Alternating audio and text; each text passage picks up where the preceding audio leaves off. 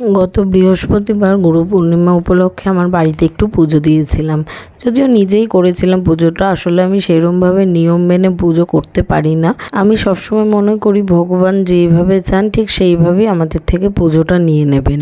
এইবার ইচ্ছে ছিল গুরু পূর্ণিমাতে নারায়ণ পুজো দেব এবং মহাদেবকে আমার বাড়িতে প্রতিষ্ঠা করব, হোমযজ্ঞ করব। কিন্তু ওই যে বললাম, ভগবান ঠিক যেটা চান সেটা আমাদের থেকে তিনি নিয়েই নেন।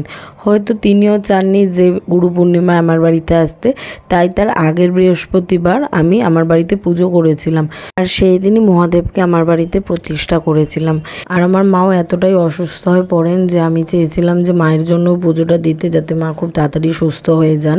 এখন মা অনেকটাই ভালো আছে আগের তুলনায়। আমি ভেবেছিলাম পুজো করলে আমি খুব সুন্দর করে ভিডিও করব, সেটা আপলোড করব, কিন্তু সেটা তো আর হয়নি, কারণ সেই সময় মন বা মানসিকতা এটা ছিল না যে ভিডিও ক্যামেরা অন করব, সেটা কারোরই ছিল না। সেই সময় অনেকটাই টেনশানে ছিলাম মাকে নিয়ে। কিন্তু আমি আজ ভেবেছিলাম যে আমি এই ভিডিওটা আপলোড করবই, কারণ আমি সেইভাবেই বানাচ্ছিলাম ভিডিওটার। মাও বলছিল যে পুজোর দিনকে তো ভিডিও বানাসনি, আজকে যখন পুজো দিবি তাহলে আজকে ভিডিও একটা বানা।